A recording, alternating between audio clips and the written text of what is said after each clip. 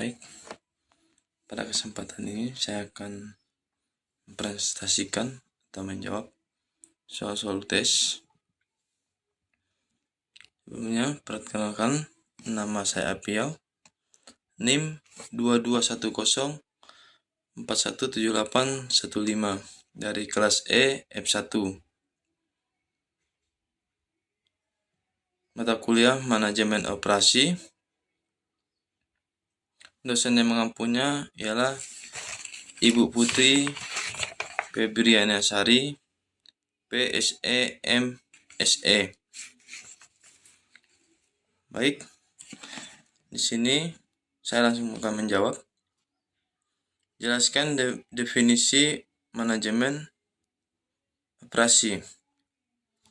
Manajemen operasi atau operational management adalah serangkaian aktivitas untuk menciptakan nilai dalam bentuk barang atau jasa melalui transformasi, perubahan atau pengolahan dari input menjadi output. Selanjutnya, sebuah organisasi terdapat beberapa divisi, diantaranya operasi, pemasaran, keuangan, dan divisi pendukung. Jelaskan.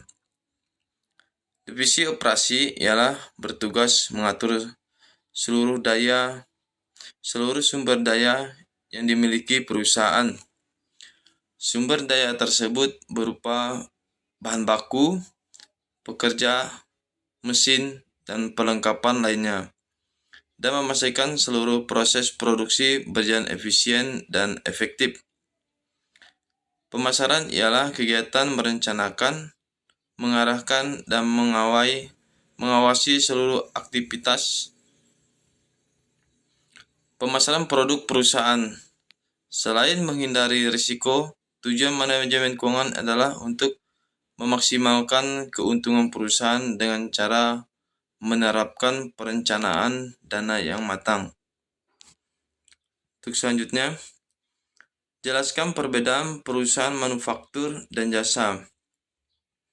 Perbedaan di antara kedua ialah kegiatan operasional perusahaan manufaktur dan perusahaan jasa yang terletak pada lokasi produksinya. Perusahaan manufaktur membutuhkan lokasi fisik untuk melakukan proses produksi barangnya, sedangkan perusahaan jasa tidak membutuhkannya. Dan selanjutnya, jelaskan definisi, tujuan, dan contoh proyek dalam dunia bisnis dan kehidupan sehari-hari. Pengertian dari proyek itu tersendiri adalah suatu tugas yang dilakukan untuk mencapai tujuan yang direncanakan, yang dapat didefinisikan dalam hal pencapaian hasil atau manfaat. Tujuan manajemen proyek ialah untuk menyelesaikan tepat waktu, memuaskan pelanggan, membuat perencanaan tepat, serta menjaga anggaran. Contoh proyek dalam dunia bisnis yaitu melaksanakan audit perusahaan, membuat kampanye periklanan, merancang proyek baru. Contoh proyek dalam kehidupan sehari-hari diantaranya ialah perencanaan pernikahan, renovasi kamar mandi, menulis makalah, dan lain-lain. Terus selanjutnya ialah slide hubungan atau kurva antara kualitas waktu dan biaya dalam pelaksanaan sebuah proyek.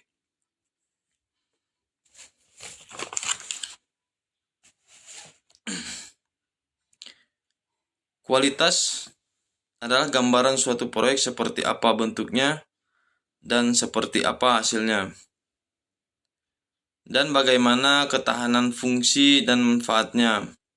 Waktu adalah lama atau sebentar pengerjaan proyek. Jika semakin lama pengerjaan proyek, maka semakin besar biaya dikeluarkan.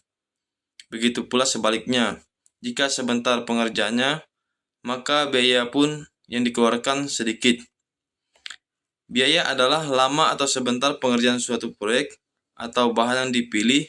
Jika bahan yang kualitas bagus, maka biaya dikeluarkan lebih besar, tetapi kualitasnya akan terjamin. Serta lama pengerjaan proyek, jika dalam waktu yang lama, maka biaya pun akan besar. Untuk selanjutnya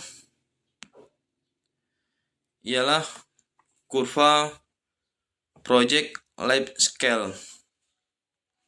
Di antaranya ialah intending process, planning process, execution process, mission controlling process, dan closing process. Di dalam kurva daur hidup proyek ada yang namanya waktu, yaitu kapan harus dimulai dan kapan selesai. Serta daur hidupnya terdiri 4 bagian, yaitu definition and origination, planning, execution, close. Dan untuk definition atau interesting adalah definisi yang harus dikerjakan dan proyek apa yang dibuat dan apa harus disajikan, serta apa manfaatnya, kualitasnya, dan kapan pelaksanaannya. Kemudian jika semuanya sudah rampung, barulah kita masuk dalam definisi planning, yaitu merencanakan siapa yang akan mengerjakan proyek tersebut dan bagaimana, kapan mulainya, dan kapan selesainya, serta berapa banyak tenaga kerja yang akan digunakan dan peralatan yang diperlukan serta uang dan lain-lainnya.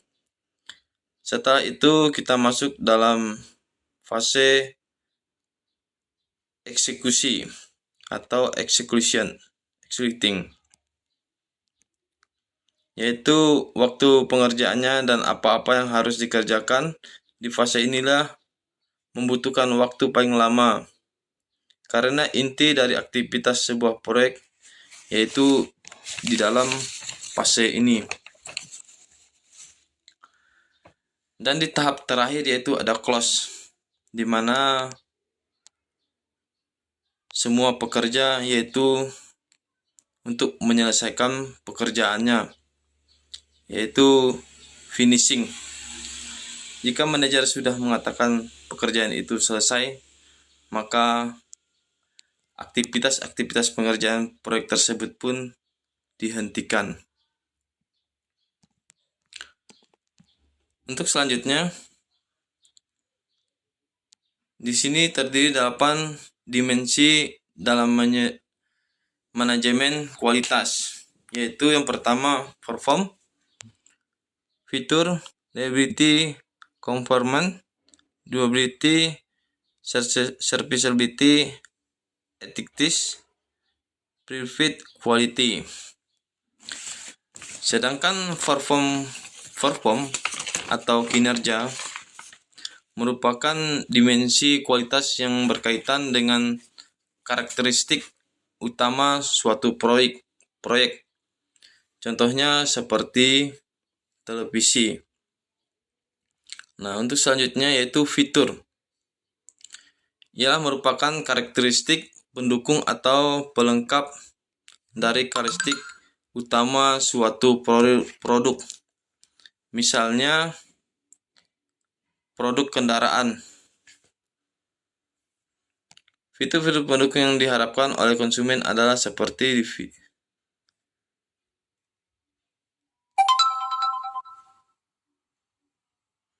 DVD,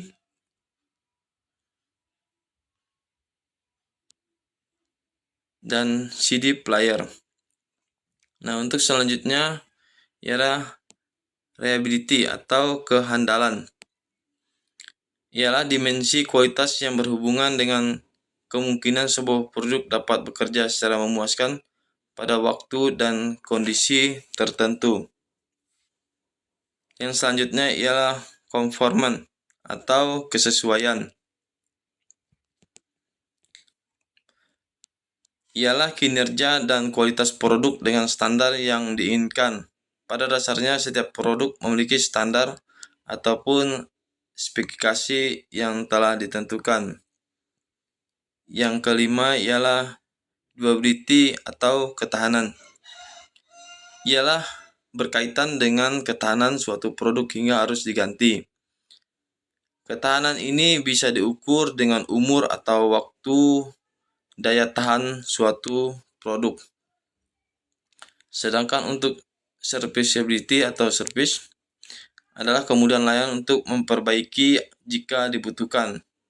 Hal ini sering berkaitan dengan layanan purna jual yang disediakan oleh produsen seperti persediaan suku cadang dan kemudahan perbaikan jika terjadi kerusakan, serta adanya pusat pelayanan perbaikan. Dan untuk selanjutnya yaitu estetika atau keindahan, di mana dimensi kualitas yang berkaitan dengan tampilan, bunyi, rasa, maupun bau suatu produk. Contohnya bentuk tampilan sebuah ponsel yang ingin dibeli serta suara merdu musik yang dihasilkan oleh ponsel.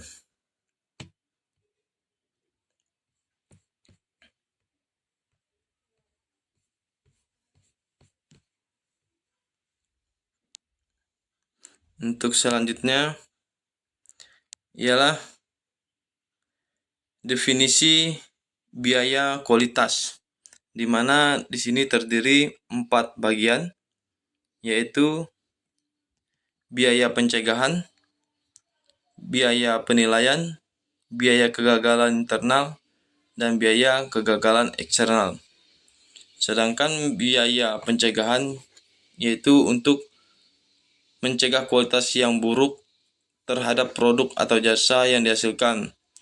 Contoh, biaya rekayasa kualitas program, pelatihan kualitas, perencanaan kualitas. Untuk biaya penilaian, yaitu untuk menentukan apakah produk telah sesuai dengan persyaratan ataupun kebutuhan pelanggan. Contoh, biaya penilaian atau pengujian bahan baku, pemeriksaan kemasan, pengawasan kegiatan, dan penilaian serta lain-lainnya.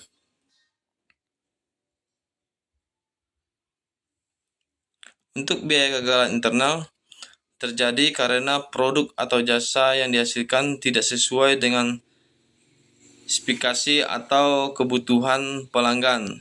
Contoh, sisa bahan, pengerjaan ulang, pemeriksaan, dan pengkajian ulang.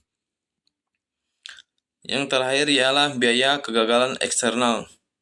Terjadi karena produk atau jasa yang dihasilkan gagal memenuhi persyaratan atau tidak memuaskan kebutuhan pelanggan, seperti biaya kehilangan penjualan karena kinerja produk yang buruk, retur dan potongan penjualan, biaya garansi dan perbaikan tanggung jawab hukum. Terima kasih, hanya ini presentasi saya.